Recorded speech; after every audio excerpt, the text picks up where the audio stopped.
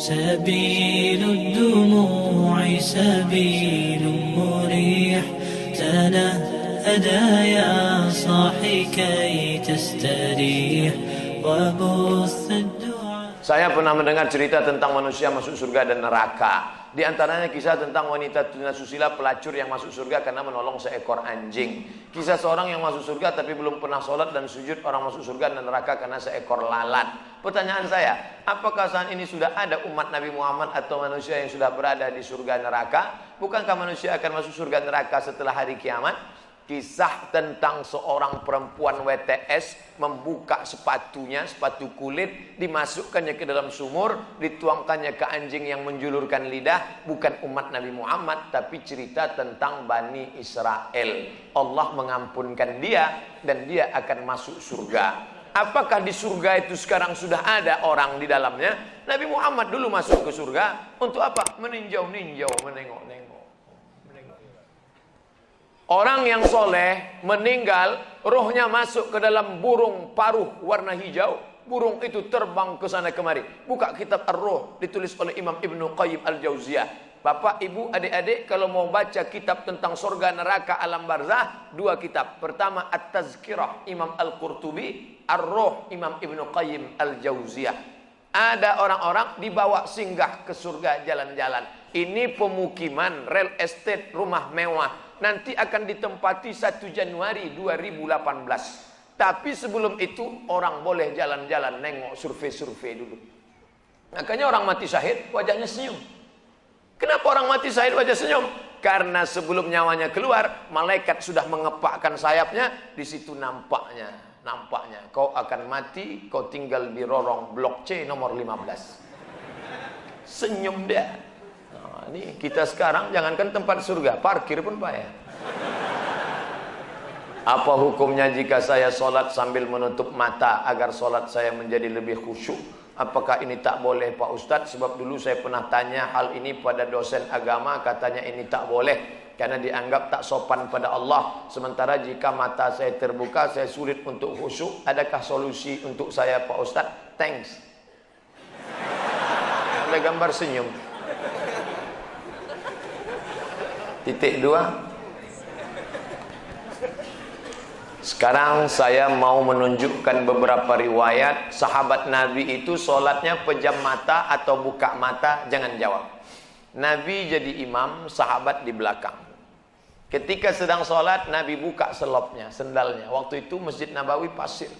Nabi buka selopnya, semua sahabat yang ada di belakang membuka selop. Kira-kira sahabat di belakang pejam mata atau buka mata? Buka, karena kalau pejam mana dia tahu.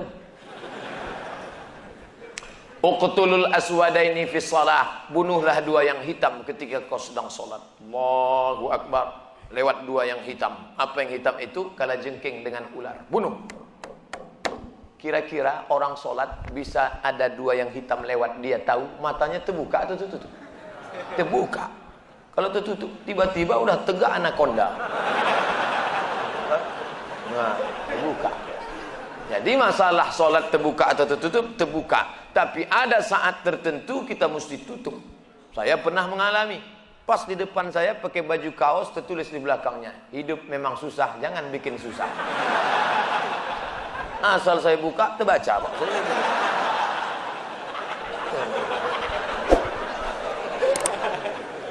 Jangan sholat ke masjid pakai baju bergambar-gambar, bertulis-tulis, pakai baju polos.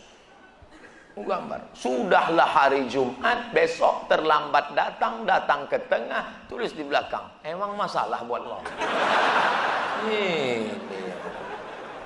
Kita bukan cerita sah tak sah, tapi efek pengaruhnya terhadap ibadah.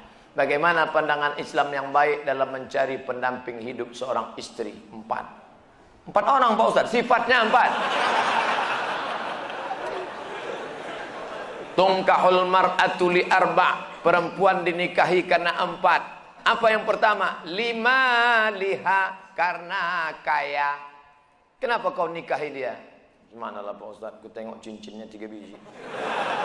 Kaya, tak salah. Wali hasabiha, kenapa kau nikahi dia? Keturunan Pak Ustaz, darah biru. Payah kemarin waktu cari donor darah, biru darah. Yang ketiga, wali jamaliha, karena cantiknya. Rambutnya bak mayang terurai, pipinya bak pauh dilayang, alisnya bak semut beriring, bibirnya bak delima merekah. So sweet. Walidiniha, karena agamanya. Fazfar bidzatiddin, pandangkan agamanya.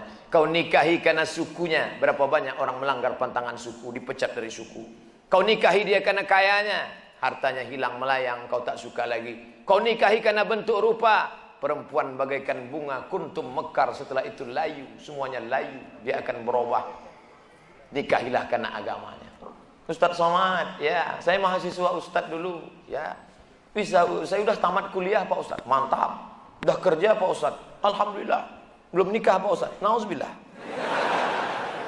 Bisa Ustadz carikan yang ada 4-4-nya Pak Ustadz. Kalau ada 4-4-nya ngapain untuk ente? Man talaba akhan bila aibin baqiya bila akhin. Siapa mencari kawan yang tak bercacat, seumur hidup tak akan berkawan. Menikah bukan mencari kesempurnaan, menikah menutupi segala kekurangan. Semenit setelah akad, mulailah kau nampak segala kekurangannya. Kurang cantik, kurang tinggi, kurang putih, kurang mancung, kurang. Maka setelah nikah, kau tutupilah segala kekurangannya. Setelah dapat, inilah dunia akhirat Pak Ustaz. Jangan lagi matamu liar kemana-mana. Kalau laki-laki sudah menikah, nampaknya perempuan cantik di jalan, pulanglah ke rumah. Apa yang ada pada perempuan di jalan itu, ada juga di rumah. Walaupun bentuknya agak lain sedikit. Bagaimana Ustadz menjaga kesehatan begitu jadwal padat? Tadi masuk WA ke sahabat kita, apa kata dia? Kalaulah Ustadz Somad itu made in Jepang, sudah lama rontok. Lalu apa yang Ustadz minum, apa yang Ustadz makan? Semuanya doa jamaah. Cobalah tengok di YouTube, di Twitter, di Facebook, di BBM, doa jamaah. Amin, amin, amin, amin, amin. Semoga Ustaz sehat, semoga Ustaz istiqamah, semoga doa menumpang tuah pada doa, mulut-mulut, tangan-tangan yang soleh. Mudah-mudahan kita bersatu dalam kebaikan insyaallah. Berapa takbir Idul Fitri Pak Ustaz? Berapa hari? Dari mulai tenggelam matahari sore, petang, malam takbir, sampai sore tanggal 13, 10, 11, 12, 13. Allahu Akbar, Allahu Akbar, Allahu Akbar. La ilaha illallah, wallahu akbar. Allahu Akbar, walillahil hamd. Sampai jam 2 malam suara tak serak-serak. Begitu ditengok, rupanya flash disk. Janganlah flash disk, orang lah. Ini banyak nanti flash disk ini masuk surga. CD masuk surga, flash disk masuk surga. Dilatihlah anak-anak muda kita. Latih anak-anak muda. Nih, takbir bukan cuma di masjid.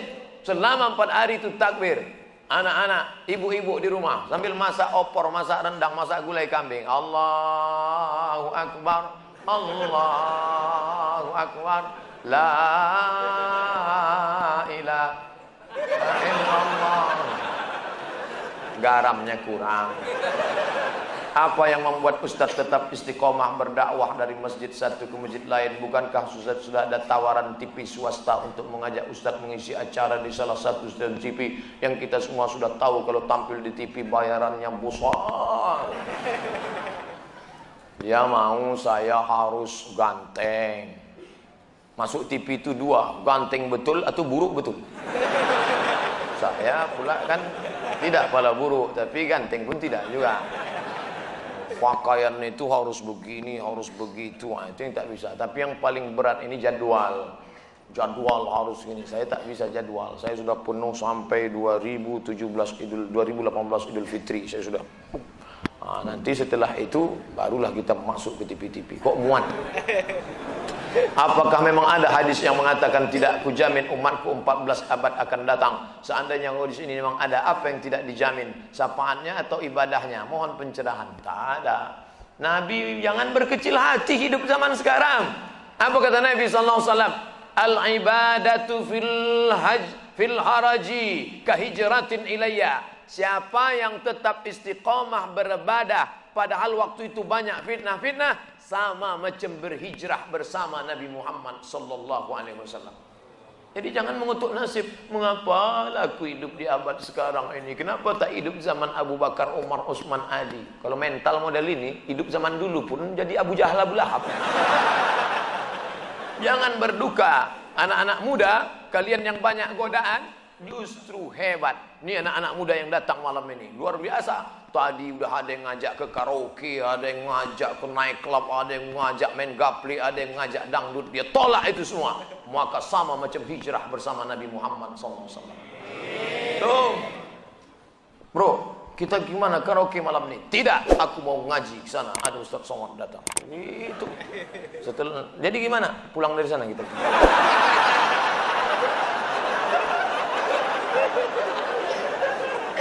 Ada suatu hadis yang mengatakan bahwa menikah itu adalah sunnahku. Barang siapa yang tak mengikut sunnahku maka dia bukan umatku. Bagaimana dengan Imam Syafi'i? Karena dalam buku autobiografi Imam Syafi'i mengatakan beliau tak nikah. Imam Syafi'i menikah. Dari mana Ustaz tahu Imam Syafi'i menikah? Bacalah biografinya. Yang tak menikah itu Imam Nawawi. Betul, ada imam dalam mazhab Syafi'i, Imam Nawawi. Imam Nawawi tak menikah. Imam Ibnu Taimiyah tak menikah. Sayyid Qutb penulis fi Zilalil Quran tak menikah. Syekh Abdul Fattah Abu Ghuddah menulis satu kitab judulnya Al-Ulama Al-Uzzab Alladzina Atharul Ilma Ala Zawaj. Biografi ulama-ulama yang tak menikah sampai mati karena lebih memilih ilmu daripada nikah. Kenapa Ibnu Taimiyah tak menikah? Kalau Ibnu Taimiyah menikah, istrinya itu pasti tetap tinggal karena dia lebih lama di penjara daripada di luar penjara. Sayyid Qutb digantung 1966, mati dalam keadaan ditulisnya tafsir itu di penjara. Maka mereka itu memikirkan mudaratnya lebih besar. Tapi kalian yang muda sekarang jangan kalian ikut ini. Zaman Imam Nawawi dulu dia tak menikah. Perempuan zaman itu biji matanya aja yang nampak. Godaan tak kuat. Zaman sekarang perempuan biji matanya tertutup, yang lain terbuka. Jangan, jadi berubah zaman. Jangan kan aku mau ikut Imam Nawawi aja. Tak bisa, lain, tak bisa. Godaan luar biasa. Ini saya mau pulang nih, godaan yang paling terberat nanti jumpa pramugari lah. Besok habis sholat Jumat mau pulang. Sudah jelas pakai peci, pakai baju koko, pasang muka seram waktu lewat. Tetap ditegurnya. Nomor berapa? La ilaha illallah. Udah dapat nomor kursi duduk saya. Sengaja tak ada senyum-senyum. Tetap dia datang. Bapak seatbeltnya udah dipasang. Astagfirullahaladzim. Ramah betul lah dia. Silap pula lama-lama. مساك الفضاء الرحيب الفسيح تنحى يا حزن واهجر فؤادا توكل بجد بعزم فصيح فإني علمت بأنك نجوى ولبس خبيث